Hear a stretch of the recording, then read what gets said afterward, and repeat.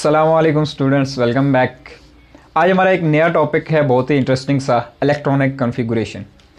इस टॉपिक को हम केमिस्ट्री के अंदर स्टडी करते होते हैं। तो आज हम इसको डिस्कस करते हैं और देखते हैं कि इस टॉपिक में क्या कुछ हैं, कौन कौन से पॉइंट्स हैं।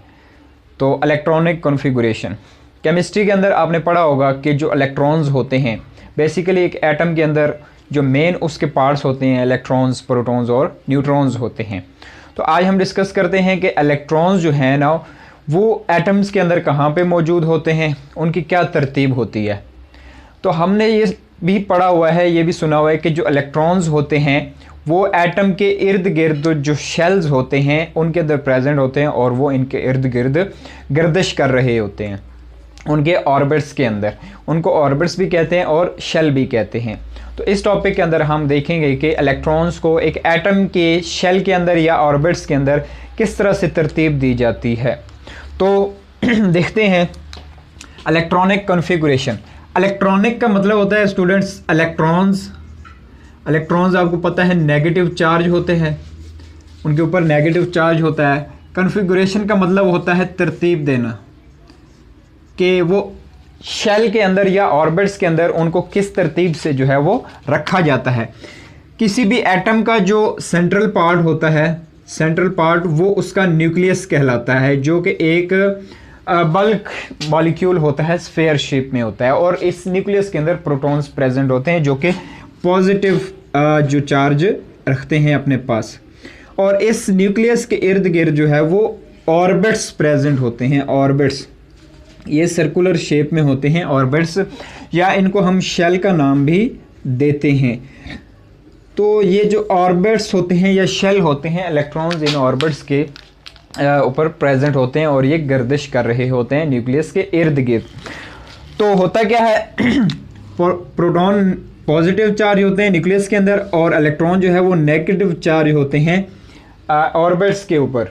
तो इनकी आपस में अट्रैक्शन बन जाती है, जिसकी वजह से ये एक एक्सिस के अराउंड जो है वो रोटेट कर रहे होते हैं। तो इस तरह से ये जो है इनकी रोटेशन जारी होती है और ये इसलिए अपने ऑर्बिट से बाहर भी नहीं निकल पाते।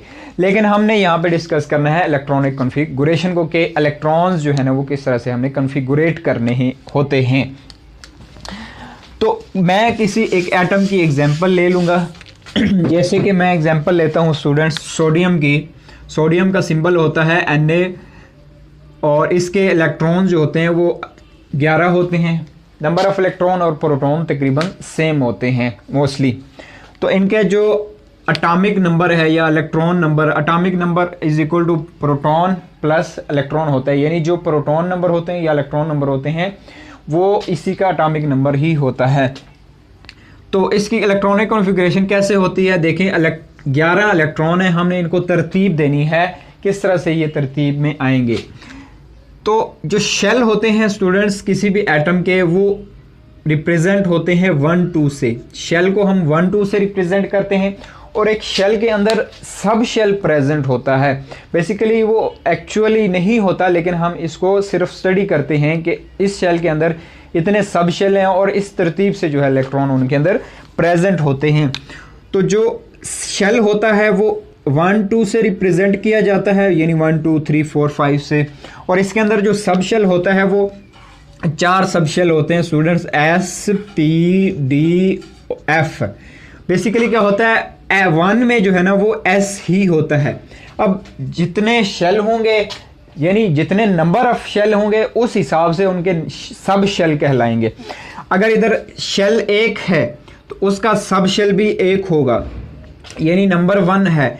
इधर अगर शेल 2 है, इधर नंबर 2 है, तो इसका मतलब इसके सब शेल जो हैं वो 2 होंगे। किस तरह से, S ये सबसे लोएस्ट सब शेल होता है, फिर उसके बाद हाईएस्ट ये होता है, फिर उससे ज़्यादा हाईएस्ट ये होता है, और F जो है ना वो सबसे ज़्यादा हाईएस्ट होता है। हाईएस्ट का मतलब क्या है, यानी S के अंदर सबसे लोएस्ट नंबर ऑफ इलेक्ट्रॉन होते हैं और F के अंदर सबसे highest number of electron present होते हैं। तो इस तरह से होता है 2p, यानी 1s एक शेल के अंदर एक ही सब शेल, दूसरे शेल के अंदर 2 सब शेल होंगे नंबर के हिसाब से। इसी तरह 3 के अंदर भी 3 होंगे, 3s 3p और 3D। ये नंबर तो शेल को रिप्रेजेंट कर रहा है कि शेल तो एक ही है लेकिन उसके अंदर सब शेल जो है ना वो वेरी कर रहे होते हैं, तो इस तरह से रिप्रेजेंट किया जाता है। अब जो S है ना, S सबसे लोएस्ट, इसके अंदर सबसे ज़्यादा जो इलेक्ट्रॉन की कैपेसिटी होती है वो 2 होती है। P, तो देखते हैं किस तरह से होगा ये। अब इसके अंदर जो नंबर ऑफ इलेक्ट्रॉन्स हैं वो 11 हैं। अब हमने देखना है कि इनमें से 11 जो इलेक्ट्रॉन है वो किस तरह से प्लेस होंगे और कहाँ तक इनकी लिमिट जाएगी। अब हमने देखा कि S की जो है वो सबसे ज़्यादा लिमिट 2 होती है। अब 11 में से 2 माइनस करें तो 9 बच जाते हैं। अब 9 बाकी को किस तरह से करना है, फिर इधर मज़ीद 2 लग जाएंगे, 2 + 2 4 हो जाएंगे। 11 में से 4 को माइनस करें तो हमारे पास 7 बच। P की लिमिट होती है वो 6 होती है एंड 10 की D की लिमिट 10 होती है, F की लिमिट 14 होती है। वो असल में मैं शेल की जो है ना वो उसमें मैंने लिख दिया था। सब शेल की जो लिमिट है वो ये होती है। तो S की जो 2 होती है, P की जो होती है वो 6 लिमिट होती है। 6 से ज़्यादा इलेक्ट्रॉन वो अपने अंदर प्लेस नहीं कर सकता, 6 से कम इलेक्ट्रॉन जो है वो अपने अंदर रख सकता है। अब देखें 2 2 4 4 + 6 = 10। 11 में से 10 इलेक्ट्रॉन प्लेस हो गए और एक ही इलेक्ट्रॉन रहता है जो कि 3s1 में आएगा। अब देखें S में ज़्यादा से ज़्यादा 2 इलेक्ट्रॉन हो सकते हैं, कम जितने भी आ जाएं, चाहे वो 1 है या 2 है। इसी तरह P में भी लिमिट होती है 5 4 3 2 भी लग सकते हैं लेकिन 6 से ज़्यादा नहीं लग सकते। अब ये देखें इसकी इलेक्ट्रॉनिक कॉन्फ़िगरेशन 3s1 तक ही जो है ना वो पूरी हो गई है। अब हमने देखना है कि इसको शेल के अंदर जो ऑर्बिट्स होता है रिप्रेजेंटेशन, उसमें हम इनको किस तरह से प्लेस करेंगे। अब स्टूडेंट्स देखें, ये न्यूक्लियस होता है। न्यूक्लियस के अंदर तो इलेक्ट्रॉन नहीं होते, प्रोटॉन होते हैं, लेकिन हमने इलेक्ट्रॉन को वो करना है। ये पहला शेल होता है, ये वाला पहला शेल। इसमें कितने इलेक्ट्रॉन हैं? 2 हैं। हम इनको इस तरह से रिप्रेजेंट कर देंगे, यानी 2 इलेक्ट्रॉन इसके अंदर प्लेस हो गए। ये ओके हो गया स्टूडेंट्स। नेक्स्ट शेल जो है ना, नेक्स्ट शेल 2 2 सेम ही है, यानी ये दूसरा शेल है लेकिन सब शेल जो है ना वो उसके अंदर ही होता है। ठीक है, वो नज़र नहीं आता लेकिन हम जब स्टडी करते हैं तो हम तब रिप्रेजेंट करते हैं उसको। तो दूसरा शेल जब हम बनाएंगे, दूसरा शेल उसके अंदर 2 + 6 जो है ना वो इलेक्ट्रॉन आएंगे। किस तरह से हम इनको पेयर्स भी बना सकते हैं, 2 4 6। ये समझें कि P वाले इलेक्ट्रॉन पूरे हो गए और S वाले जो है वो रहते हैं, वो भी इसी के साथ आएंगे। जब इस तरह रिप्रेजेंट करेंगे तो इस तरह से तो नज़र नहीं आ रहा होगा कि वो S और P वाले किधर हैं। अलबत्ता इस तरह जो है ना हम उसको रिप्रेजेंट कर सकते हैं कि S वाले इतने इलेक्ट्रॉन हैं, P वाले इतने इलेक्ट्रॉन हैं। लेकिन ये दूसरा शेल है तो शेल के अंदर जो है ना वो कंप्लीट इलेक्ट्रॉन आएंगे, S के भी आएंगे, P के भी आएंगे।